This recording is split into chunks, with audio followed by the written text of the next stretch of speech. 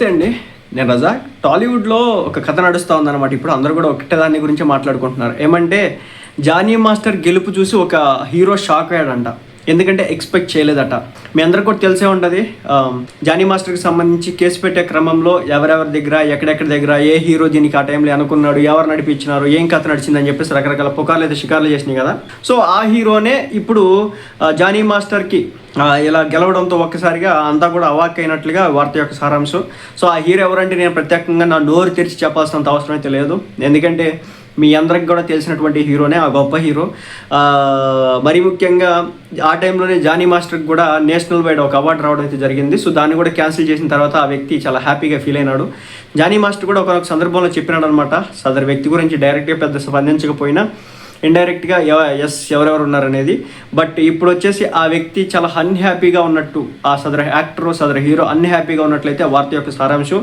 నేను మళ్ళీ ఎందుకు చెప్పట్లేదంటే జానీ మాస్టర్ కూడా డైరెక్ట్గా వచ్చేసి తన పేరు ప్రస్తావించడానికి ఇష్టపడలేదన్నమాట. మీ అందరూ కూడా తెలిసిందే ఆ టైంలో ఎవరు యాక్టివ్గా ఉండి దాని వెనకాల ఉంచి ఈ రాజకీయం అంతా నడిపించినారనేది మీ అందరికి కూడా తెలుసు. సో ఆ యాక్టరే అనమాట.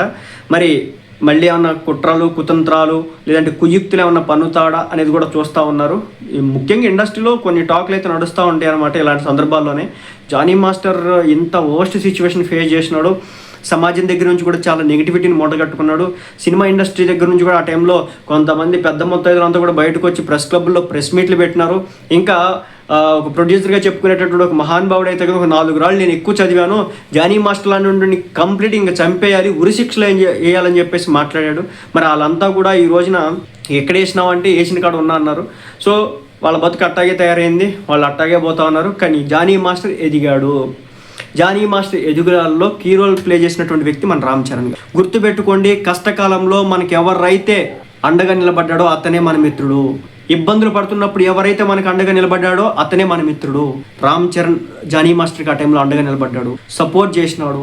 అంటే ఫైనాన్షియల్లీ సపోర్ట్ చేసినాడా దానిగా అదంతా నేను చెప్పట్లేదు. బట్ ఒక పుష్ అయితే జానీ మాస్టర్కి మన రామ్ చరణ్ గారి దగ్గర నుంచి రావడం జరిగింది. రామ్ చరణ్ గారికి జానీ మాస్టర్ అంటే ఏంటో తెలుసు. జానీ మాస్టర్ ఇప్పుడు రాముడికి ఆంజనేయుడు ఎలా భక్తుడో నేను అలా పోలుస్తున్నా అనుకోవద్దు.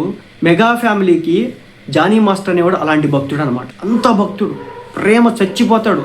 మీకు తెలుసో లేదో జనసేన పార్టీ ఆ టైంలో సపోర్ట్ చేయకపోయిన వరస్ట్ సిచ్యువేషన్లో అతను జనసేన పార్టీ గురించి కావచ్చు, పవన్ కళ్యాణ్ గారి గురించి కావచ్చు ఒక్క మాట మాట్లాడాలి. ఎందుకనలేదు తెలుసా? పవన్ కళ్యాణ్ గారి మీద అతనికి ఉన్నటువంటి భక్తి అలాంటిది, ఆ ప్రేమ అలాంటిది. ఇంకో మాట, తిన్నింటి వాసాలు లెక్క పెట్టేవాడు కాదు జానీ మాస్టర్. ఎందుకో కూడా చెప్పు. రామ్ చరణ్ గారు ఒక హెల్ప్ చేసినాడు జానీ మాస్టర్. జానీ మాస్టర్ ఒక వరస్ట్ ఫేజ్లో ఉన్నాడు లైఫ్లో. వాళ్ళ వైఫ్ ప్రెగ్నెంట్గా ఉంటే పిల్లల్ని కంటున్నారో మరి ఏదో జరుగుతుంది మొత్తానికైతే. ఆ క్రమంలో అతని దగ్గర మనీ లేదు, డబ్బులు లేవు, చాలా క్రిటికల్ సిచ్యువేషన్, టైట్ పొజిషన్, ఏం చేయలేనటువంటి పరిస్థితి, ఎక్కడ డబ్బు పట్టట్లేదు. మరి ఎట్లా తెలిసిందేమో తెలియదు, రామ్ చరణ్ గారికి ఈ అంశం తెలిసింది మొత్తానికైతే. ఆయన డ్యాన్స్ సెట్లో కొంచెం మూడీగా ఉండడమో ఏదో మొత్తానికైతే తెలిసింది. తెలవడంతో మన ఏదైతే అపోలో హాస్పిటల్స్ ఉన్నాయో అపోలో హాస్పిటల్స్లో చేర్చుకొని ఫ్రీ ట్రీట్మెంట్ మొత్తాన్ని కూడా చేయించడమే కాకుండా తల్లి బిడ్డలందరినీ కూడా సురక్షితంగా పంపినటువంటి చరిత్ర మెగా ఫ్యామిలీది. అందుకే నేను అంత మాట అన్నాను. మెగా ఫ్యామిలీ అంటే అతనికి అంత ప్రేమ. కొంతమంది వ్యక్తులు అతన్ని తక్కువ చేయాలని, నష్టపరచాలని, కింద పడేయాలని అసలుకి దొరికాడు కదా, ఈ దెబ్బతో అతన్ని చంపేద్దామని కూడా చూసినారు మాటలతోనే. బట్ అతను లొంగలేదు. సో నేను అదే చెప్పేది, మనకి కష్టకాలంలో ఒక వర్స్ట్ సిచ్యువేషన్ వస్తే ఫ్రెండ్ అనేవాడు ఉండాలి. అలాంటిది రామ్ చరణ్ అనే వ్యక్తులు లాంటి వాళ్ళు ఉండాలి. దొరికినాడు కదా, అతనికి నేషనల్ అవార్డు వచ్చింది కదా, తొక్కేద్దాం, పోతాడు ఈ దెబ్బతో అని చెప్పేసి చూడకూడదు. అలా చూస్తే ఆ పాపం ఏదో గ్రూప్ కొట్టిందా కూడా కొంతమందికి అయితే. జానీ మాస్టర్ని ఎవరైతే టార్గెట్ చేసినారో అలాంటి జీవితాన్ని అనుభవించినారు వాళ్ళు కూడా. సో ఆ యాక్టర్ ఎవరు అనేది నా నోటితో నేను చెప్పాల్సినంత అవసరం లేదు కానీ బట్ టాక్ అయితే నడుస్తాం.